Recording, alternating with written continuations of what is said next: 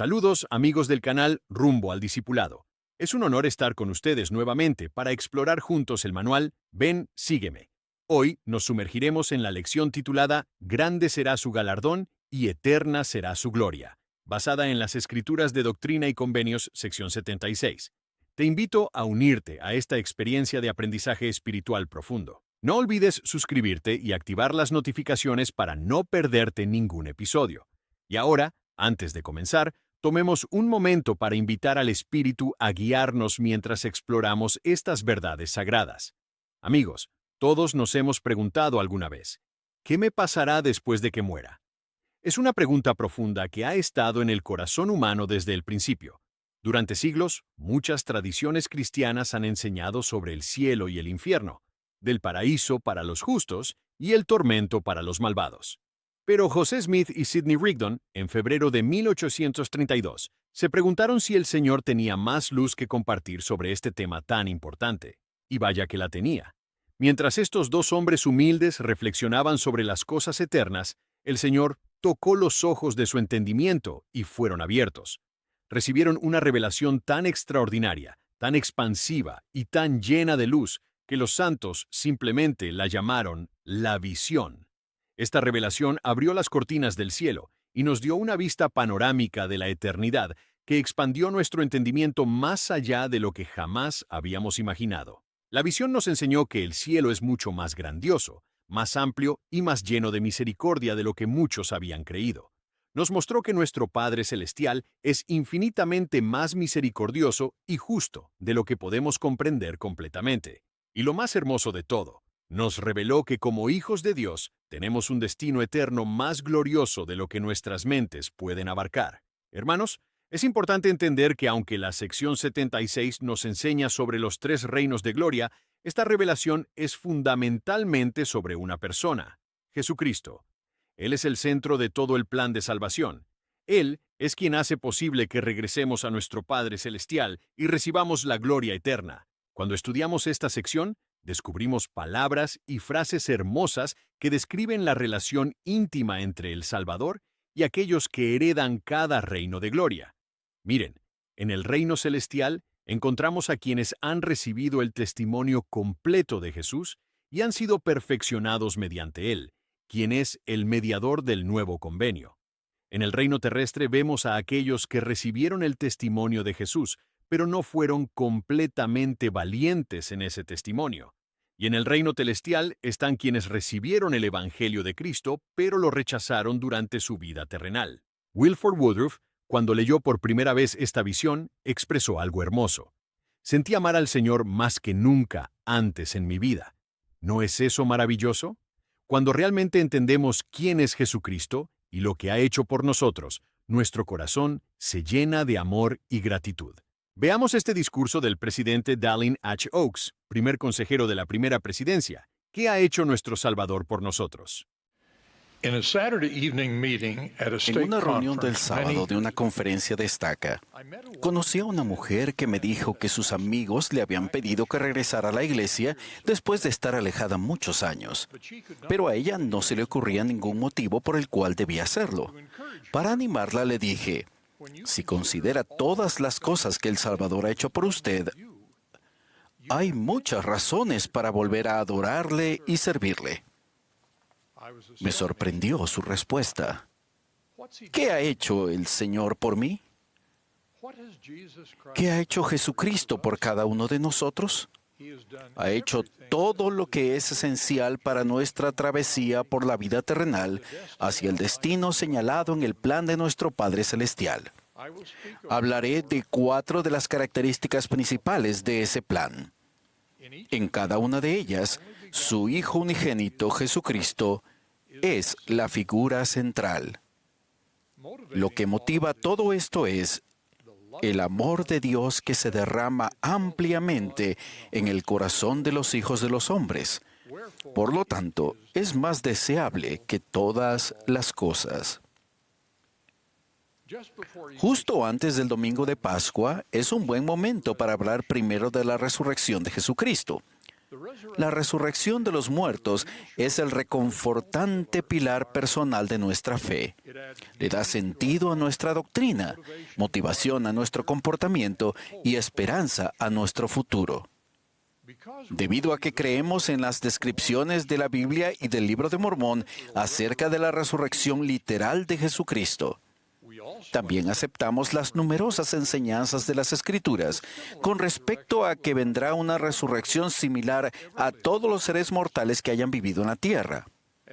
Jesús enseñó, porque yo vivo, vosotros también viviréis. Y su apóstol enseñó que los muertos serán resucitados incorruptibles, y esto mortal se vestirá de inmortalidad. Sin embargo, la resurrección nos brinda más que esta certeza de inmortalidad, pues cambia la forma en que vemos la vida mortal. La resurrección nos da la perspectiva y la fortaleza para sobrellevar los desafíos terrenales que afronta cada uno de nosotros y a los que amamos.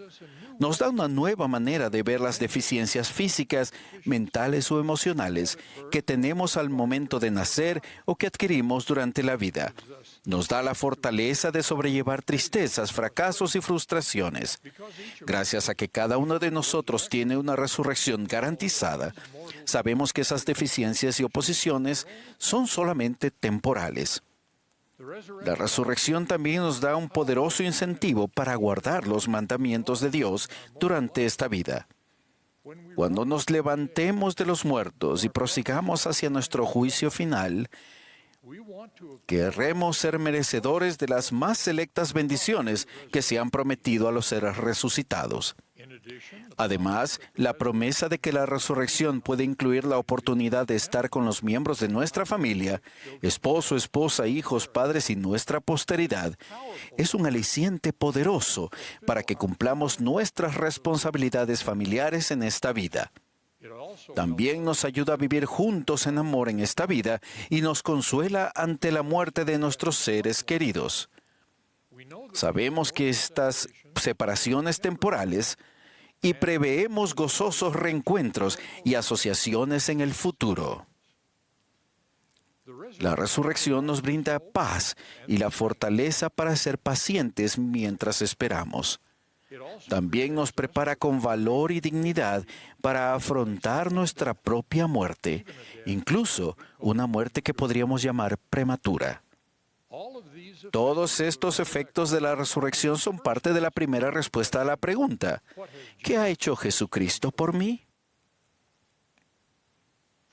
Para la mayoría de nosotros, la oportunidad de recibir el perdón de nuestros pecados es el significado principal que tiene la expiación de Jesucristo.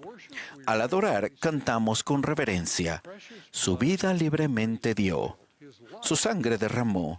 Su sacrificio de amor al mundo rescató.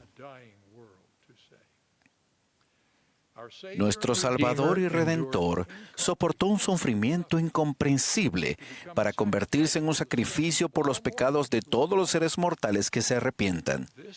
Ese sacrificio expiatorio ofreció el bien supremo, el Cordero puro y sin mancha, a cambio de la medida suprema de la maldad, los pecados del mundo entero. Nos abrió la puerta a todos nosotros para que seamos limpios de nuestros pecados personales, a fin de que podamos ser readmitidos en la presencia de Dios nuestro Padre eterno. Esa puerta abierta está disponible para todos los hijos de Dios.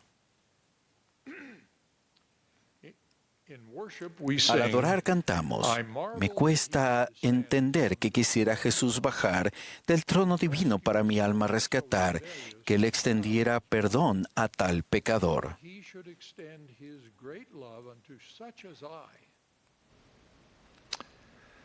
El magnífico e incomprensible efecto de la expiación de Jesucristo se basa en el amor de Dios por cada uno de nosotros y afirma su declaración de que el valor de las almas de cada ser mortal es grande a la vista de Dios. En la Biblia, Jesucristo explicó eso en relación al amor de nuestro Padre Celestial.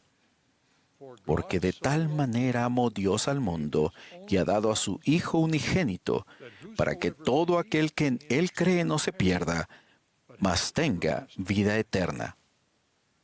Nuestro Redentor, y en la declaración moderna, Jesucristo declaró lo siguiente, que Él de tal manera amó al mundo que dio su propia vida para que cuantos crean lleguen a ser hijos de Dios. Es de sorprender entonces que el Libro de Mormón, otro testamento de Cristo, finalice con la enseñanza de que para llegar a ser perfeccionados y santificados en Cristo, nosotros debemos amar a Dios con todo nuestro poder, mente y fuerza. Su plan motivado por el amor debe recibirse con amor. ¿Qué más ha hecho nuestro Salvador Jesucristo por nosotros? Jesús nos enseñó el plan de salvación por medio de las enseñanzas de sus profetas y mediante su ministerio personal. Dicho plan incluye la creación, el propósito de la vida, la necesidad de la oposición y el don del albedrío. Él también nos enseñó los mandamientos y los convenios que debemos obedecer, así como las ordenanzas que debemos recibir para llevarnos de regreso a nuestros padres celestiales. En la Biblia leemos su enseñanza. Yo soy la luz del mundo. El que me sigue no andará en tinieblas, sino que tendrá la luz de la vida. Y en una revelación moderna leemos, He aquí, soy Jesucristo, una luz que no se puede esconder en las tinieblas. Si seguimos sus enseñanzas, Él ilumina nuestro camino en esta vida y asegura nuestro destino en la venidera. Puesto que nos ama, nos invita a que nos centremos en Él, no en las cosas de este mundo terrenal. En su gran sermón del pan de vida, Jesús enseñó que no debemos estar entre aquellos que se sienten más atraídos por las cosas del mundo, o sea, las cosas que sustentan la vida en la tierra, pero no nutren en cuanto a la vida eterna. Jesús nos invitó una y otra vez, sígueme. Por último, el Libro de Mormón enseña que, como parte de su expiación, Jesucristo sufrió dolores, aflicciones y tentaciones de todas clases. Y esto para que se cumpla la palabra que dice, tomará sobre sí los dolores y las enfermedades de su pueblo. ¿Por qué sufrió nuestro Salvador esos desafíos terrenales de todas clases?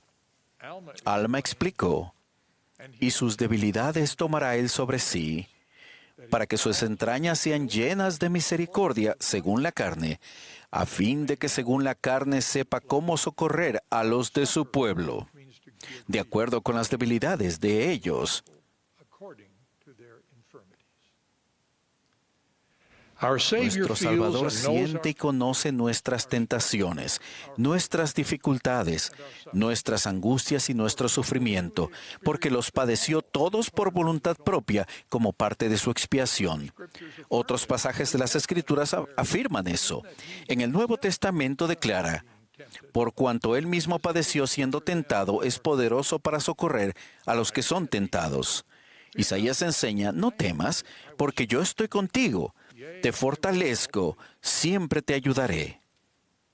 Todos los que padecen cualquier clase de debilidad terrenal deben recordar que nuestro Salvador también sufrió ese tipo de dolor y que, mediante su expiación, nos ofrece a cada uno de nosotros la fortaleza para sobrellevarlo.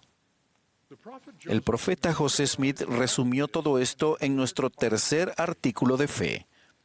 Creemos que, por la expiación de Cristo, todo el género humano puede salvarse mediante la obediencia a las leyes y ordenanzas del Evangelio. ¿Qué ha hecho Jesucristo por mí?, preguntó aquella hermana. Conforme al plan de nuestro Padre Celestial, Él hizo los cielos y la tierra, a fin de que cada uno de nosotros pudiera tener la experiencia mortal necesaria para procurar su destino divino. Como parte del plan del Padre, la resurrección de Jesucristo venció la muerte para asegurar la inmortalidad a cada uno de nosotros. El sacrificio expiatorio de Jesucristo nos da a todos la oportunidad de arrepentirnos de nuestros pecados y regresar limpios a nuestro hogar celestial. Sus mandamientos y convenios nos muestran el camino, y su sacerdocio nos da la autoridad para efectuar las ordenanzas que son esenciales para alcanzar ese destino. Y nuestro Salvador padeció por voluntad propia todos los dolores y debilidades terrenales, a fin de saber cómo socorrernos y fortalecernos en nuestras aflicciones. Jesucristo hizo todo esto porque ama a todos los hijos de Dios. El amor es la motivación de todo ello, y así fue desde el principio. Dios nos ha dicho en una nueva revelación moderna que Él creó al hombre, varón y hembra, según su propia imagen, y les dio mandamientos de que lo amaran y lo sirvieran a Él. Testifico de todo esto y ruego que todos recordemos lo que nuestro Salvador ha hecho por cada uno de nosotros y que lo amemos y lo sirvamos. En el nombre de Jesucristo. Amén.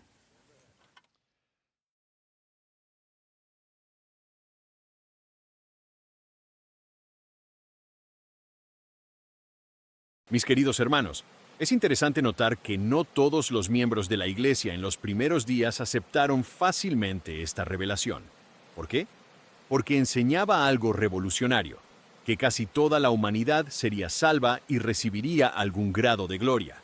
Esto era muy diferente a las enseñanzas tradicionales de la época. Brigham Young nos da un ejemplo hermoso de cómo podemos responder cuando Dios nos revela verdades que desafían nuestro entendimiento actual. Él dijo: mis tradiciones familiares eran tales, que cuando la visión llegó por primera vez a mí, era directamente contraria a mi educación anterior. Dije, espera un momento, no la rechacé, pero no podía entenderla. Observen su sabiduría. Tuve que pensar y orar, leer y pensar, hasta que supe y la entendí completamente por mí mismo. ¿Qué aprendemos de su experiencia? Que cuando Dios nos revela verdades que son nuevas para nosotros, debemos ser pacientes con nosotros mismos. Debemos estudiar con diligencia, orar con fe y permitir que el Espíritu Santo nos enseñe línea por línea. La exaltación es la forma más alta de salvación. Hermanos, permítanme ayudarles a entender una distinción importante que esta revelación nos enseña. Los versículos 39 y 44 nos hablan de la salvación en términos generales, mientras que los versículos 50-70 nos describen la exaltación, que es una forma específica y más elevada de salvación. La salvación general incluye la resurrección y la liberación de la muerte física y espiritual para todos los hijos de nuestro Padre Celestial. Es el regalo gratuito que Jesucristo ofrece a toda la humanidad a través de su sacrificio infinito. Pero la exaltación va más allá. Es la vida eterna en el reino celestial, donde llegamos a ser herederos de Dios y coherederos con Cristo. Miren el papel central del Salvador en ambos aspectos. Él proporciona la salvación general para toda la humanidad sin excepción, pero también hace posible la exaltación para aquellos que eligen hacer convenios sagrados con Él y los guardan fielmente. Queridos hermanos, tal vez algunos de ustedes se han preguntado, o incluso se han preocupado, sobre si pueden llegar a ser el tipo de persona que heredará la gloria celestial. Es una preocupación comprensible y humilde, pero observen algo hermoso en los versículos 50-70 y 92-95. Estos pasajes nos muestran tanto lo que Dios espera de nosotros como lo que Él hace por nosotros. Sí, es cierto que aquellos que heredan el reino celestial son quienes han recibido el testimonio de Jesús, han creído en su nombre, han sido bautizados apropiadamente y han guardado los mandamientos. Pero miren también lo que nuestro Padre Celestial hace por nosotros. Él nos sella por el Santo Espíritu de la promesa, nos perfecciona mediante Jesucristo, el mediador del nuevo convenio, y nos da poder para vencer todas las cosas por medio de la fe. Esta visión gloriosa del reino celestial debe tocar nuestros corazones y cambiar la manera en que vivimos día a día. Debe inspirarnos a hacer y guardar convenios sagrados, a seguir a Jesucristo con mayor devoción y a perseverar con esperanza hasta el fin de nuestros días. Para reflexionar más sobre estos temas, veamos el discurso inspirador de J. Devin Cornish titulado ¿Soy lo suficientemente bueno? ¿Lo lograré? Y como siempre terminaremos con la lectura de las Escrituras asignadas para esta semana. Que Dios les bendiga a todos es nuestra oración. En el nombre de Jesucristo. Amén. Dear sisters and brothers, Queridos hermanos y hermanas, qué bendiciones estar reunidos y recibir las enseñanzas de los siervos del Señor. ¿No es maravilloso de cuántas maneras nuestro amoroso Padre Celestial nos guía y nos bendice? Él realmente desea que regresemos a casa. Por medio de una serie de entrañables misericordias, cuando era un joven doctor al terminar la escuela de medicina, me aceptaron en un programa de residencia de pediatría competitivo. Cuando conocí a los demás pasantes, me sentí como el menos inteligente y menos preparado de todos. Pensé que nunca podría estar a la altura del resto del grupo. A principio de nuestro tercer mes, estaba sentado en la estación de enfermeras en una noche en el hospital mientras alternaba entre llorar y dormitar al intentar escribir las órdenes de admisión para un niño con neumonía. Nunca me había sentido tan desanimado en mi vida. No tenía ni idea de cómo tratar la pulmonía de un niño de 10 años de edad y empecé a preguntarme qué estaba haciendo ahí. En ese momento, uno de los residentes de más antigüedad puso su mano sobre mi hombro. Me preguntó cómo estaba y le conté mis frustraciones y temores. Su respuesta me cambió la vida. Me dijo lo orgullosos que estaban él y el resto de los residentes de más antigüedad y que pensaban que llegaría a ser un excelente doctor. En pocas palabras, creyó en mí en un momento en el que ni yo creía en mí mismo. Al igual que mi propia experiencia, a menudo oímos a nuestros miembros preguntar: ¿soy lo suficientemente bueno como persona o en realidad lograré llegar al reino celestial? Desde luego, no hay tal cosa como ser suficientemente bueno. Ninguno de nosotros podría jamás ganar o merecer nuestra salvación. Pero es normal preguntarnos si somos aceptables ante el Señor, que es como yo entiendo esas preguntas. A veces cuando asistimos a la iglesia, nos desanimamos aún debido a invitaciones sinceras para mejorar. Pensamos en silencio: no puedo hacer todas esas cosas o nunca seré tan bueno como todas esas personas. Tal vez nos sintamos como yo me sentí en el hospital esa noche. Por favor, queridos hermanos y hermanas, debemos dejar de compararnos con los demás. Nos torturamos inútilmente al competir y comparar. Erróneamente juzgamos nuestra autoestima según las cosas que tenemos o no tenemos, y por las opiniones de los demás. Si tenemos que comparar, comparemos cómo éramos en el pasado a cómo somos hoy y aún cómo queremos ser en el futuro. La única opinión que importa es lo que nuestro Padre Celestial piensa de nosotros. Por favor, pregúntele con sinceridad lo que Él piensa de ustedes. Él nos ama y no nos corrige, pero no nos desanima. Ese es el truco de Satanás. Permítame ser directo y claro. Las respuestas a las preguntas ¿soy lo suficientemente bueno y lo lograré? Son sí. Van a ser lo suficientemente buenos y sí, lo lograrán siempre y cuando sigan arrepintiéndose y no se justifiquen ni se rebelen. El Dios del cielo no es un árbitro desalmado que busca excusas para sacarnos del juego. Él es nuestro Padre perfectamente amoroso, quien desea más que nada que todos sus hijos vuelvan a casa y vivan con Él en familia por siempre. En verdad dio a su Hijo unigénito para que no nos perdamos, mas tengamos vida eterna. Por favor, crean y encuentren esperanza y consuelo en esta verdad eterna. El propósito de nuestro Padre Celestial es que lo logremos. Esa es su obra y su gloria. Me encanta la manera en la que el presidente Gordon B. Hinckley solía enseñar ese principio. En varias ocasiones lo oí decir: hermanos y hermanas, todo lo que el Señor espera de nosotros es que lo intentemos, pero realmente tienen que intentarlo. Realmente intentarlo significa hacer lo mejor posible, reconocer en qué necesitamos mejorar y luego volver a intentarlo. Al hacer eso una y otra vez, nos acercamos más al Señor, sentimos su Espíritu aún más y recibimos más de su gracia o ayuda. A veces pienso que no reconocemos lo mucho que el Señor nos quiere ayudar. Me encantan las palabras del elder David Abednar, quien dijo: la mayoría de nosotros entiende claramente que la expiación es para los pecadores. Sin embargo, no estoy seguro de que sepamos y comprendamos que la expiación también es para los santos. La expiación nos proporciona ayuda para superar y evitar lo malo y para hacer el bien y llegar a ser buenos. Es mediante la gracia del Señor que las personas, por medio de la fe en la expiación de Jesucristo y el arrepentimiento de sus pecados, reciben fortaleza y ayuda para realizar buenas obras que de otro modo no podrían hacer.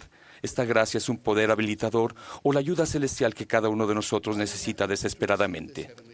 Y todo lo que tenemos que hacer para recibir esa ayuda celestial es pedirla y luego actuar de acuerdo con las impresiones justas que recibamos. La buena noticia es que si nos hemos arrepentido con sinceridad, nuestros pecados anteriores no impedirán que seamos exaltados. Moroni nos cuenta sobre los transgresores de esa época. Mas cuantas veces se arrepentían y pedían perdón con verdadera intención, se les perdonaba. Y el Señor mismo dijo del pecador: y si confiesa sus pecados ante ti y mí, y se arrepiente con sinceridad de corazón, a éste has de perdonar, y yo lo perdonaré también. Sí, y cuantas veces mi pueblo se arrepienta, le perdonaré sus transgresiones contra mí. Si nos arrepentimos con sinceridad, Dios realmente nos perdonará, aun cuando hayamos cometido el mismo pecado una y otra vez. Como el elder Jeffrey R. Holland dijo, por más oportunidades que hayan perdido, por más errores que piensen que hayan cometido, testifico que no han viajado más allá del alcance del amor divino. No es posible que se hundan tan profundamente que no los alcance el brillo de la infinita luz de la expiación de Cristo. Eso no significa de ninguna manera que se apruebe el pecado, ya que siempre tiene consecuencias y siempre lastima, y hace daño al pecador y a aquellos que se han visto afectados por los pecados de él, y el arrepentimiento sincero nunca es fácil. Además, por favor entiendan que aunque Dios nos quita el remordimiento y la mancha de nuestros pecados cuando nos arrepentimos con sinceridad, quizás no elimine de inmediato todas las consecuencias de nuestros pecados. A veces permanecen con nosotros por el resto de nuestras vidas. Y el peor tipo de pecado es el pecado premeditado, cuando alguien dice: puedo pecar ahora y arrepentirme después. Creo que eso es una burla seria del sacrificio y sufrimiento de Jesucristo. El Señor mismo declaró: porque yo, el Señor, no puedo considerar el pecado con el más mínimo grado de tolerancia. Y Alma proclamó: he aquí, te digo que la maldad nunca fue felicidad. Una de las razones por las cuales la declaración de Alma es cierta es que al pecar de manera constante nos distanciamos del Espíritu, nos desalentamos y luego dejamos de arrepentirnos. Pero repito, debido a la expiación del Salvador, podemos arrepentirnos y ser perdonados en tanto que nuestro arrepentimiento sea sincero. Lo que no podemos hacer es justificarnos en vez de arrepentirnos. No bastará que justifiquemos nuestros pecados al decir: Dios sabe que es muy difícil para mí y me acepta como soy. Realmente intentar significa que seguimos esforzándonos para llegar plenamente a la norma del Señor, la cual se define en las preguntas que se nos hacen para obtener una recomendación para el templo. Otra cosa que por seguro nos impedirá llegar al cielo y nos apartará de la ayuda que necesitamos ahora es la rebelión. Del libro de Moisés aprendemos que Satanás fue expulsado del cielo por rebelión. Nos rebelamos cada vez que decimos en nuestros corazones: no necesito a Dios y no me tengo que arrepentir. Como pediatra de cuidado intensivo, sé que si alguien rechaza de manera inapropiada tratamiento de emergencia, puede llevar a la muerte física. De manera similar, cuando nos rebelamos contra Dios, rechazamos nuestra única ayuda y esperanza, que es Jesucristo. Ninguno de nosotros puede hacerlo por sí solo. Ninguno de nosotros llegaremos a ser lo suficientemente buenos, excepto por el mérito y la misericordia de Jesucristo. Pero ya que Dios respeta nuestro albedrío, tampoco podemos ser salvos sin intentarlo. Así es como funciona el equilibrio entre la gracia y las obras. Podemos tener esperanza en Cristo porque Él quiere ayudarnos y cambiarnos. De hecho, ya los está ayudando. Solo deténganse, reflexionen y reconozcan su ayuda. Les testifico que si realmente se esfuerzan y no se justifican y se rebelan, arrepintiéndose con frecuencia y rogando por la ayuda o gracia de Cristo, sin duda serán suficientemente buenos, es decir, aceptables ante el Señor. Lograrán llegar al reino celestial siendo perfectos en Cristo y recibirán las bendiciones, la gloria y el gozo que Dios desea para cada uno de sus hijos preciados, incluyéndonos específicamente a ustedes y a mí. Testifico que Dios vive y quiere que vayamos a casa. Testifico que Jesucristo vivo, en el santo nombre de Jesucristo. Amén.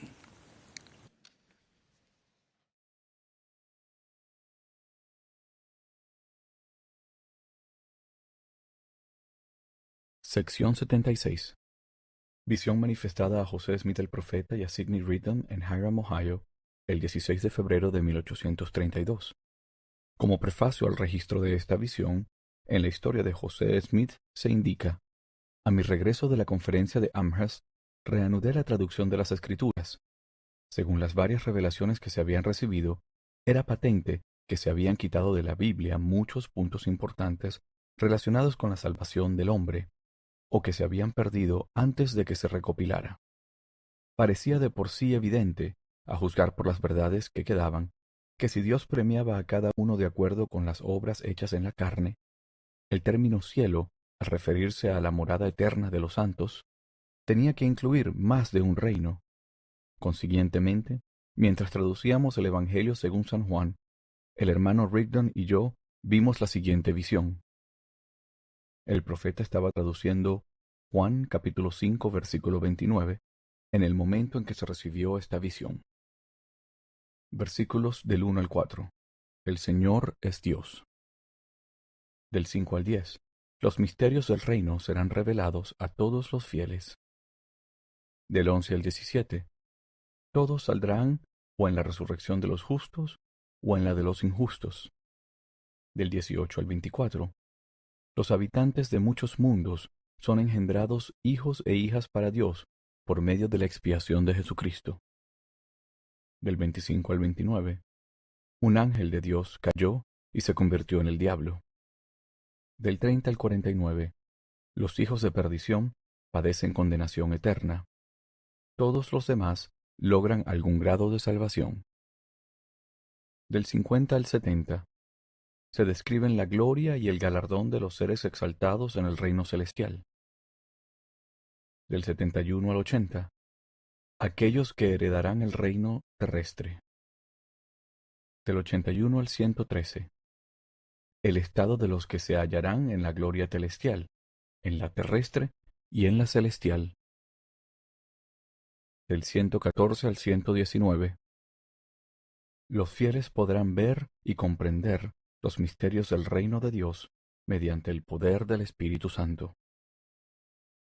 Oíd, oh cielos, escucha, oh tierra, y regocijaos, vosotros los habitantes de ellos, porque el Señor es Dios, y aparte de él no hay Salvador.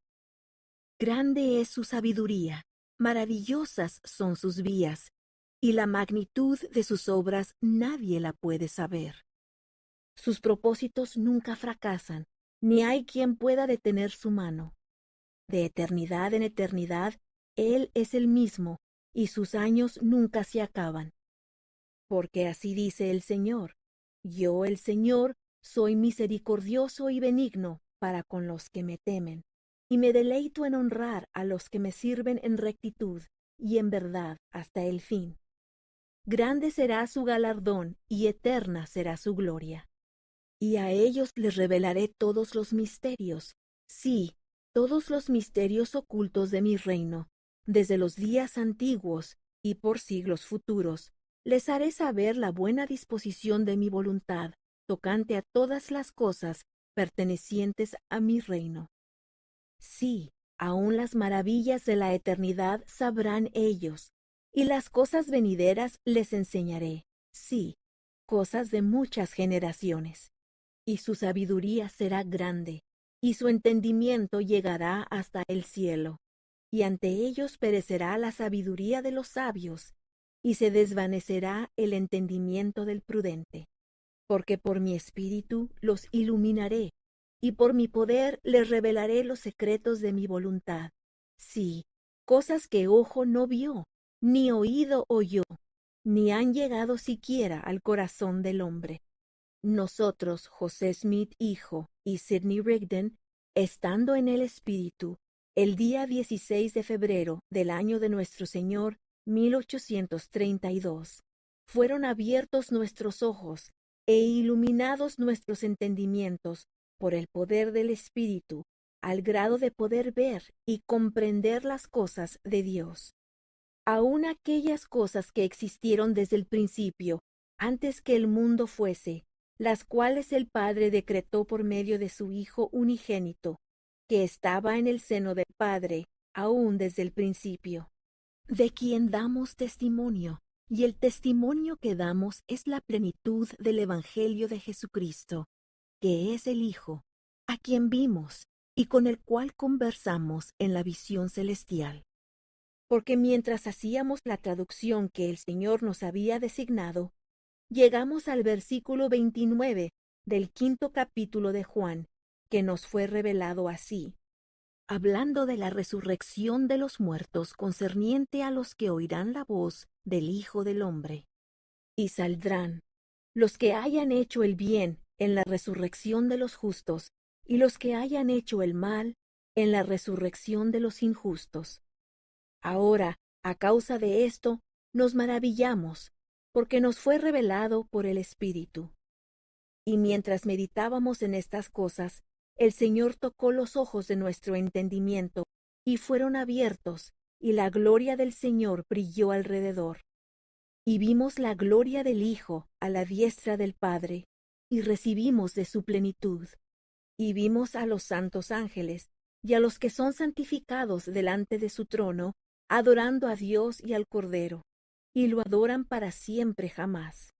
Y ahora, después de los muchos testimonios que se han dado de él, este es el testimonio, el último de todos que nosotros damos de él, que vive, porque lo vimos, sí, a la diestra de Dios, y oímos la voz testificar que él es el unigénito del Padre, que por él, por medio de él, y de él los mundos son y fueron creados, y sus habitantes son engendrados hijos e hijas para Dios. Y esto también vimos, de lo cual damos testimonio, que un ángel de Dios que tenía autoridad delante de Dios, el cual se rebeló en contra del Hijo unigénito, a quien el Padre amaba, y el cual estaba en el seno del Padre, fue arrojado de la presencia de Dios y del Hijo, y fue llamado Perdición, porque los cielos lloraron por él, y era Lucifer, un hijo de la mañana. Y vimos, y he aquí, ha caído, un hijo de la mañana ha caído. Y mientras nos hallábamos aún en el Espíritu, el Señor nos mandó que escribiésemos la visión, porque vimos a Satanás, la serpiente antigua, sí, el diablo, que se rebeló contra Dios y procuró usurpar el reino de nuestro Dios y su Cristo. Por tanto, les hace la guerra a los santos de Dios, y los rodea por todos lados. Y vimos una visión de los sufrimientos de aquellos a quienes hizo la guerra y venció, porque la voz del Señor vino a nosotros con estas palabras. Así dice el Señor concerniente a todos los que conocen mi poder, y han llegado a participar de él, y se dejaron vencer a causa del poder del diablo, y niegan la verdad, y se rebelan contra mi poder. Estos son los hijos de perdición, de quienes digo que mejor hubiera sido para ellos no haber nacido. Porque son vasos de ira, condenados a padecer la ira de Dios con el diablo y sus ángeles en la eternidad, concerniente a los cuales he dicho que no hay perdón en este mundo ni en el venidero. Habiendo negado al Santo Espíritu después de haberlo recibido, y habiendo negado al unigénito del Padre, crucificándolo para sí mismos y exponiéndolo al vituperio. Estos son los que irán al lago de fuego y azufre con el diablo y sus ángeles, y los únicos sobre quienes tendrá poder alguno la segunda muerte. Sí, en verdad, los únicos que no serán redimidos en el debido tiempo del Señor después de padecer su ira. Porque todos los demás saldrán en la resurrección de los muertos, mediante el triunfo y la gloria del Cordero, que fue muerto, que estaba en el seno del Padre desde antes que los mundos fuesen hechos. Y este es el Evangelio, las buenas nuevas, que la voz de los cielos nos testificó, que vino al mundo, sí, Jesús, para ser crucificado por el mundo y para llevar los pecados del mundo, y para santificarlo y limpiarlo de toda iniquidad, para que por medio de él fuesen salvos todos aquellos a quienes el Padre había puesto en su poder y había hecho mediante él. Y él glorifica al Padre y salva todas las obras de sus manos, menos a esos hijos de perdición que niegan al Hijo después que el Padre lo ha revelado. Por tanto, a todos salva él, menos a ellos.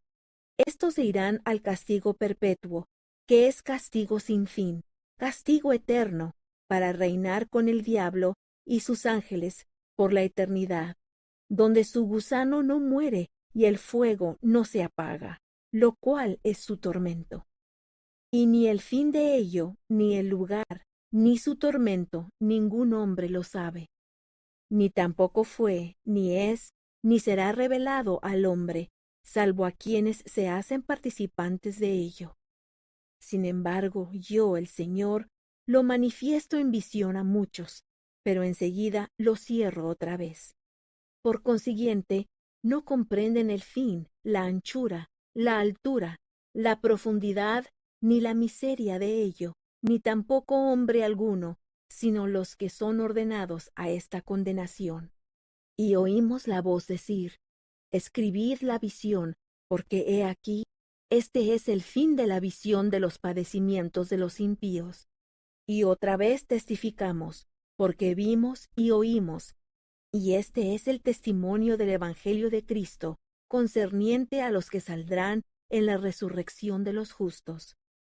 Estos son los que recibieron el testimonio de Jesús, y creyeron en su nombre, y fueron bautizados según la manera de su sepultura, siendo sepultados en el agua en su nombre, y esto de acuerdo con el mandamiento que él ha dado, para que, guardando los mandamientos, fuesen lavados y limpiados de todos sus pecados, y recibiesen el Santo Espíritu por la imposición de las manos del que es ordenado y sellado para ejercer este poder. Y son quienes vencen por la fe, y son sellados por el Santo Espíritu de la promesa, que el Padre derrama sobre todos los que son justos y fieles. Estos son los que constituyen la iglesia del primogénito. Son aquellos en cuyas manos el Padre ha entregado todas las cosas. Son sacerdotes y reyes que han recibido de su plenitud y de su gloria. Y son sacerdotes del Altísimo, según el orden de Melquisedec, que fue según el orden de Enoc, que fue según el orden del Hijo unigénito. De modo que, como está escrito, son dioses, sí, los hijos de Dios. Por consiguiente, todas las cosas son suyas, sea vida o muerte, o cosas presentes o cosas futuras. Todas son suyas, y ellos son de Cristo, y Cristo es de Dios. Y vencerán todas las cosas. Por tanto, nadie se gloríe en el hombre, más bien gloríese en Dios, el cual subyugará a todo enemigo debajo de sus pies. Estos morarán en la presencia de Dios y de su Cristo para siempre jamás. Estos son los que Él traerá consigo cuando venga en las nubes del cielo para reinar en la tierra sobre su pueblo. Son los que tendrán parte en la primera resurrección. Son quienes saldrán en la resurrección de los justos.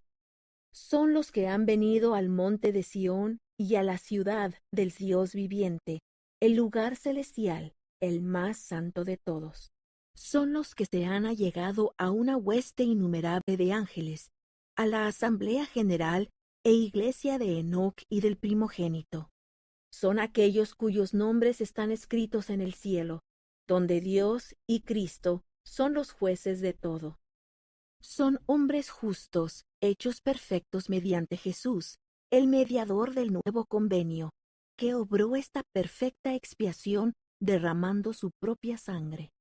Estos son aquellos cuyos cuerpos son celestiales, cuya gloria es la del sol, sí, la gloria de Dios, el más alto de todos, de cuya gloria está escrito que tiene como símbolo el sol del firmamento. Y además vimos el mundo terrestre, y he aquí, estos son los de lo terrestre, cuya gloria se distingue de la gloria de los de la iglesia del primogénito, que han recibido la plenitud del Padre, así como la de la luna difiere del sol en el firmamento. He aquí, estos son los que murieron sin ley, y también los que son los espíritus de los hombres encerrados en prisión, a quienes el Hijo visitó y predicó el Evangelio, para que fuesen juzgados según los hombres en la carne, quienes no recibieron el testimonio de Jesús en la carne, mas después lo recibieron. Estos son los hombres honorables de la tierra, que fueron cegados por las artimañas de los hombres. Son los que reciben de su gloria, mas no de su plenitud. Son los que reciben de la presencia del Hijo, mas no de la plenitud del Padre. Por consiguiente, son cuerpos terrestres y no son cuerpos celestiales, y difieren en gloria como la luna difiere del sol. Estos son aquellos que no son valientes en el testimonio de Jesús, así que no obtienen la corona en el reino de nuestro Dios. Y este es el fin de la visión que vimos de lo terrestre, que el Señor nos mandó escribir mientras todavía estábamos en el Espíritu. Y además vimos la gloria de lo celestial, la gloria de lo menor, así como la gloria de las estrellas difiere de la gloria de la luna en el firmamento. Estos son los que no recibieron el Evangelio de Cristo, ni el testimonio de Jesús. Son los que no niegan al Santo Espíritu. Son aquellos que son arrojados al infierno. Son estos los que no serán redimidos del diablo, sino hasta la última resurrección, hasta que el Señor, Cristo el Cordero, haya cumplido su obra. Son los que no reciben de su plenitud en el mundo eterno, sino del Santo Espíritu por medio de la ministración de lo terrestre, y lo terrestre por la ministración de lo celestial, y lo celestial también lo recibe por la ministración de ángeles, que son designados para ministrar por ellos, o sea, que son nombrados para ser sus espíritus ministrantes, porque serán herederos de la salvación. Y así vimos en la visión celestial la gloria de lo celestial, que sobrepuja a toda comprensión, y ningún hombre la conoce, sino aquel a quien Dios la ha revelado. Y así vimos la gloria de lo terrestre, que excede a la gloria de lo celestial en todas las cosas, sí, en gloria, en poder, en fuerza y en dominio. Y así vimos la gloria de lo celestial, que sobrepuja a todas las cosas, donde Dios, el Padre, reina en su trono para siempre jamás, ante cuyo trono todas las cosas se inclinan en humilde reverencia y le rinden gloria para siempre jamás. Los que moran en su presencia son la iglesia del primogénito, y ven cómo son vistos y conocen cómo son conocidos, habiendo recibido de su plenitud y de su gracia. Y Él los hace iguales en poder, en fuerza y en dominio. Y la gloria de los celestiales es una, así como la gloria del sol es una. Y la gloria de lo terrestre es una, así como es una la gloria de la luna. Y la gloria de lo celestial es una, así como la gloria de las estrellas es una. Porque como una estrella es diferente de otra en gloria, así difieren uno y otro en gloria en el mundo celestial. Porque estos son los que dicen ser de Pablo, y de Apolos, y de Cefas. Son los que declaran ser unos de uno y otros de otro, unos de Cristo y otros de Juan, unos de Moisés, unos de Elías, unos de Esaías, unos de Isaías y otros de Enoc. Mas no recibieron el Evangelio, ni el testimonio de Jesús, ni a los profetas, ni el convenio sempiterno. En fin, todos estos son los que no serán reunidos con los santos para ser arrebatados con la iglesia del primogénito y recibidos en la nube. Estos son los mentirosos y los hechiceros, los adúlteros y los fornicarios, y quien quiera que ama y obra mentira. Son los que padecen la ira de Dios en la tierra. Son los que padecen la venganza del fuego eterno.